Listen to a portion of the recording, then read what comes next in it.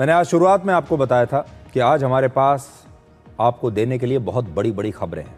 एक खबर आपको बता दी, एक और बहुत बड़ी खबर हमारे पास है। आतंकवादियों पर यूपीए सरकार की नीतियों के बाद अब हम घुसपैठ की राजनीति करने वाले नेताओं के लिए आज कुछ सबूत लेकर आए हैं और वो सबूत इस समय मेरे हाथ में है।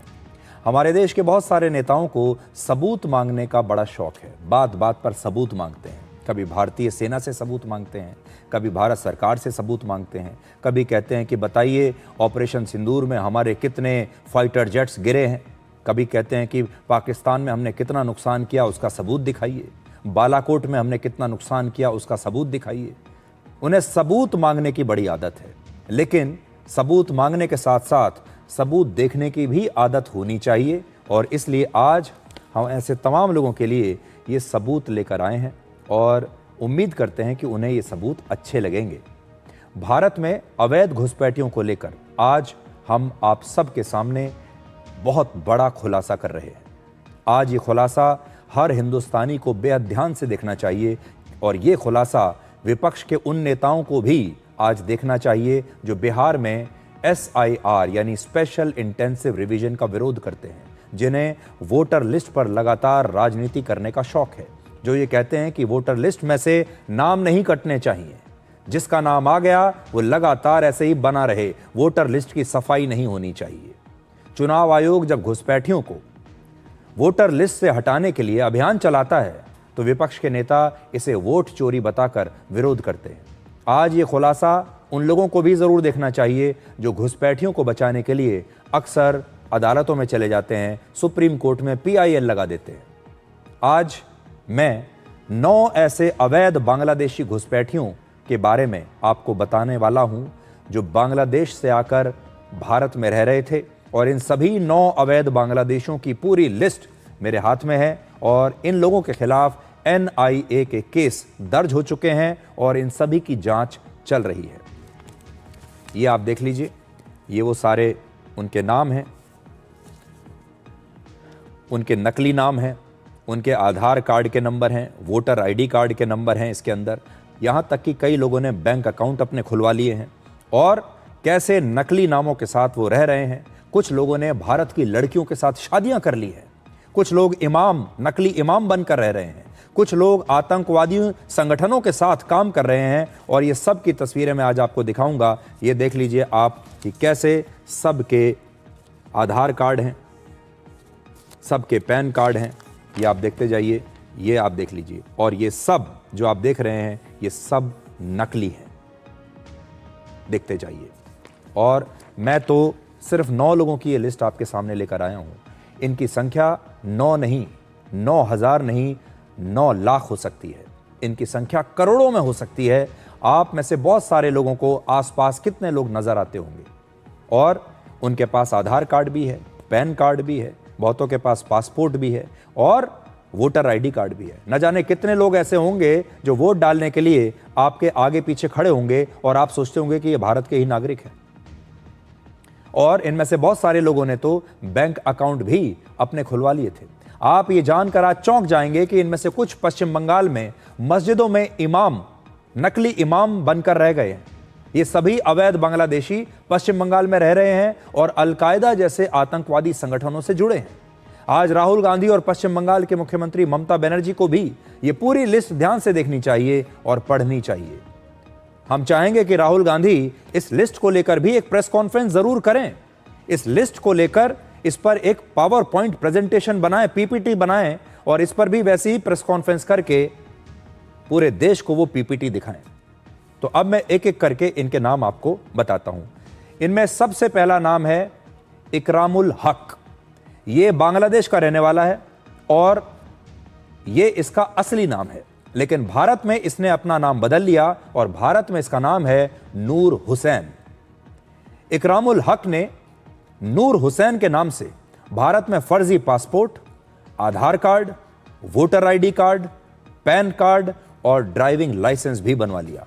इसने भारत के एक बैंक में अकाउंट भी खुलवा लिया। सभी दस्तावेज बनवाने के लिए पश्चिम बंगाल के कूच बिहार का पता दिया गया। इकरामुल हक AQIS यानी अल कायदा इन द इंडियन सबकॉन्टिनेंट नाम के आतंकवादी संगठन में काम करता है। AQIS अल-कायदा का वो हिस्सा है जो भारतीय उपमहाद्वीप में आतंकवाद फैलाने के लिए खास तौर पर बनाया गया है। ये आतंकवादी संगठन भारत और बांग्लादेश दोनों ही जगह प्रतिबंधित है। अब आप सोचिए, ये भारत में प्रतिबंधित है, बांग्लादेश में प्रतिबंधित है, और बांग्लादेश का एक आदमी भारत में आता है, सारे नकली दस्तावेज बना लेता है और इस आतंकवादी के लिए काम कर रहा है। इकरामुल हक पहले भारत में टूरिस्ट वीजा पर आया और देवबंद में इसने पढ़ाई की। इसी दौरान आतंकी गतिविधियों में शामिल हुआ। इसने अपनी बांग्लादेशी पत्नी का भी नाम बदलकर भारत में उसके लिए एक फर्जी आधार कार्ड और वोटर ID कार्ड बनवा लिया। और आज मैं इसके सामने, देखिए मेरे सामने इसकी पूरी हिस्ट्री लिखी हुई है।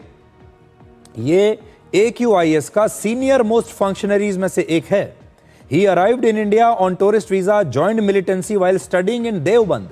देवबंद में आप जानते हैं धार्मिक पढ़ाई होती है इस्लाम की, वहां इसने ज्वाइन किया और उसके बाद ये आतंकवादी गतिविधियों में यहां पर शामिल हो गया। और कूच बिहार में आप देखिए एक बैंक में इसने अपना अकाउंट भी बनवा लिया और अब NIA ने इसके ऊपर एक केस दर्ज किया है और अभी ये फरार है। और बांग्लादेश में फिर इसे मई 2023 में गिरफ्तार किया गया। अगले आतंकी और बांग्लादेशी घुसपैठिया का नाम है बोशरुल इस्लाम। इसने भारत में मिनाजुल मियां के नाम से फर्जी passport, Aadhaar card, voter ID card, PAN card सब बनवाया। यह पश्चिम बंगाल के 24 परगना में रहता था। अल-कायदा के लिए भारत में आतंकियों की भर्ती करता था। यह बांग्लादेश आता जाता रहता था। इसने असम में एक महिला से शादी भी कर ली, जबकि इसकी दूसरी पत्नी बांग्लादेश में थी। जब बांग्लादेश की राजधानी ढाका में इसे पकड़ने की कोशिश की गई तो यह फरार हो गया, लेकिन उसकी भारतीय पत्नी को गिरफ्तार कर लिया गया। पिछले साल इसकी दूसरी पत्नी को भी बांग्लादेश में गिरफ्तार कर लिया गया है, लेकिन यह आतंकवादी अब तक फरार है। तो इसके भी पूरे कागज इस समय मेरे सामने हैं। ये देख लीजिए, मैं आपको दिखा रहा हूं। और अब चलते हैं तीसरे घुसपैठिए की तरफ। इसी तरह से रहमतुल्लाह शेख नाम के बांग्लादेशी ने भारत में बुरहान शेख के नाम से फर्जी दस्तावेज बनाए। ये आतंकी संगठन जमात मुजाहिदीन बांग्लादेश यानी JBM के लिए काम करता था। मुर्शिदाबाद में एक मदरसा भी चलाता था और भारत में यह भी आतंकवादी जो संगठन है बैन है। भारतीय सुरक्षा एजेंसियों ने 2014 में इसे गिरफ्तार किया और 2024 में इसे बांग्लादेश को उन्होंने सौंप दिया। बांग्लादेश का एक और अवैध घुसपैठिया अब्दुस सोबूर भारत में शहादत शेख के नाम से फर्जी वोटर ID कार्ड बनवाकर यहां पर आ गया। यह भी आतंकवादी संगठन JBM से जुड़ा था और पश्चिम बंगाल के बर्दवान जिले में बम बनाने की ट्रेनिंग देता था और अब यह बांग्लादेश की जेल में कैद है। एक और बांग्लादेशी ने अब्दुल रहमान के फर्जी नाम से भारत में आधार कार्ड बनवाया, वोटर ID कार्ड सहित बहुत सारे फर्जी दस्तावेज बना लिए। इसने पश्चिम बंगाल के कूच बिहार में बैंक अकाउंट खोला। अब्दुल रहमान पश्चिम बंगाल के हावड़ा और दक्षिण 24 परगना में अल-कायदा के लिए आतंकवादियों की भर्ती करता था। और देखिए, एक और बांग्लादेशी ने भारत में फर्जी नाम से पासपोर्ट, आधार कार्ड और वोटर ID कार्ड बनवाए। उसका नाम और सब डिटेल्स आपकी स्क्रीन पर है। इसने भारतीय महिला से शादी कर ली। तो देखिए एक नया पैटर्न, ये आते हैं यहां पर नकली दस्तावेज बनवाते हैं, एक भारत की लड़की से शादी कर लेते हैं और जब पश्चिम बंगाल में अल-कायदा के आतंकवादियों पर दबिश शुरू हुई, उन्हें पकड़ा जाने लगा, तो फिर यह भारत से फरार हो गया। यह पश्चिम बंगाल के कूच बिहार की एक मस्जिद में नकली इमाम बनकर काम कर रहा था। अभी तक हमने आपको 9 में से 6 घुसपैठियों के बारे में बताया है। इसके अलावा 3 और बांग्लादेशी भी पश्चिम बंगाल के अलग अलग हिस्सों में आतंकवादी संगठनों के लिए काम कर रहे थे और NIA ने इन सभी 9 आतंकवादियों के खिलाफ केस दर्ज किया है।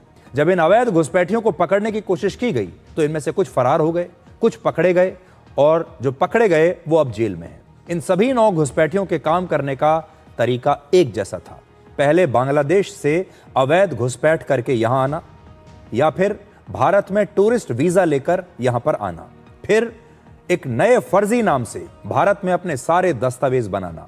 सभी घुसपैठियों ने भारत में कम से कम वोटर ID कार्ड तो जरूर बनवा लिए थे।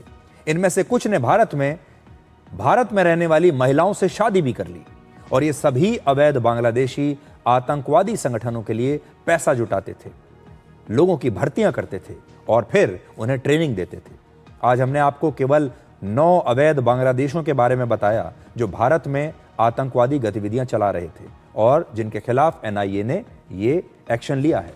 लेकिन आज भी हमारे देश में हजारों, लाखों नहीं बल्कि करोड़ों अवैध बांग्लादेशी रह रहे हैं, आप सबके आसपास रह रहे हैं और आपको शायद पता भी नहीं।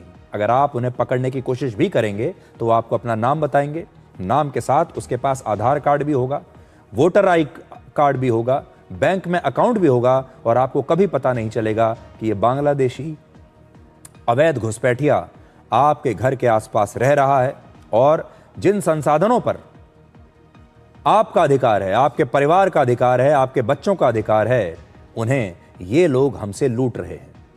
भारत के गृह मंत्रालय के मुताबिक वर्ष 2016 में भारत में उस समय 2 करोड़ के आसपास अवैध बांग्लादेशी थे और ये तो वो हैं जिनके बारे में सरकार को पता है। बहुत बड़ी संख्या ऐसी होगी जो पता ही नहीं चलेंगे। आज ये संख्या कई करोड़ में जरूर होगी और हो सकता है कि जब आप वोट डालने के लिए लाइन में खड़े हों तो उस समय भी आपके आगे जो व्यक्ति खड़ा होगा, आपके पीछे जो व्यक्ति खड़ा होगा वोट डालने के लिए, शायद वो कोई अवैध बांग्लादेशी हो और शायद अल कायदा का कोई आतंकवादी भी हो सकता है।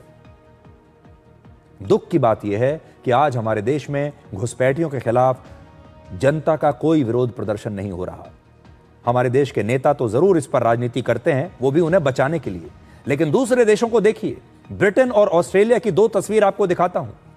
इन देशों में बाहर से आने वाले अप्रवासियों के खिलाफ वहां की जनता सड़कों पर उतरकर विरोध प्रदर्शन कर रही है और कह रही है कि बाहर से आने वाले लोगों को बंद कीजिए।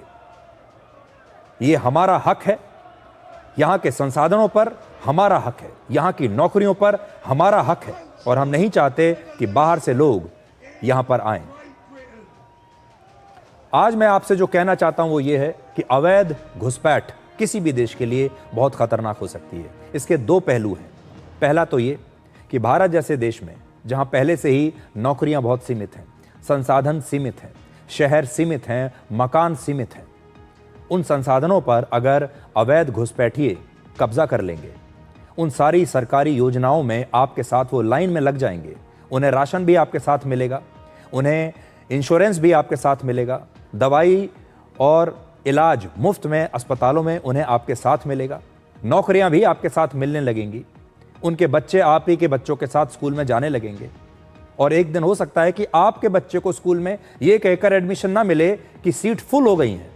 हो सकता है आपके परिवार के किसी सदस्य को अस्पताल में बेड ना मिले यह कहकर कि अस्पताल में बेड है ही नहीं, क्योंकि उसमें घुसपैठियों ने कब्जा किया हुआ है। तब आप क्या करेंगे? तो एक पहलू तो यह है कि आपके हक के सारे संसाधन, नौकरियां, जगह, मकान, सड़क, अस्पताल, स्कूल, सब कुछ ये इस्तेमाल कर रहे हैं जो कि आपके लिए बने थे, जो कि आपके टैक्स से बने हैं।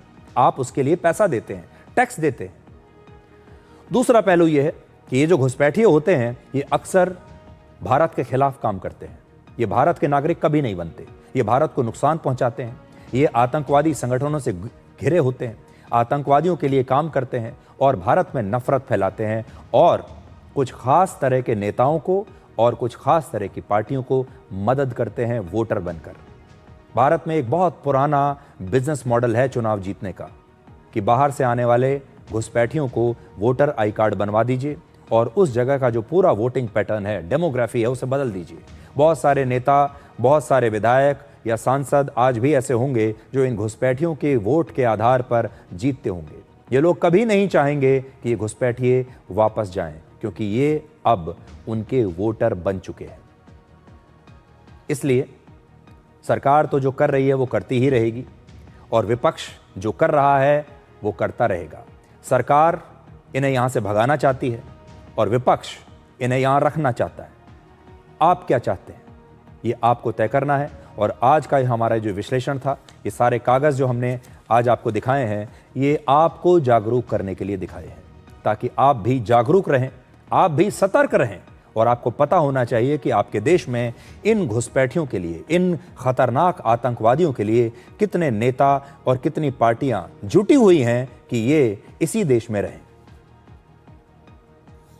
राहुल गांधी घुसपैठियों पर कभी विरोध प्रदर्शन नहीं करते, लेकिन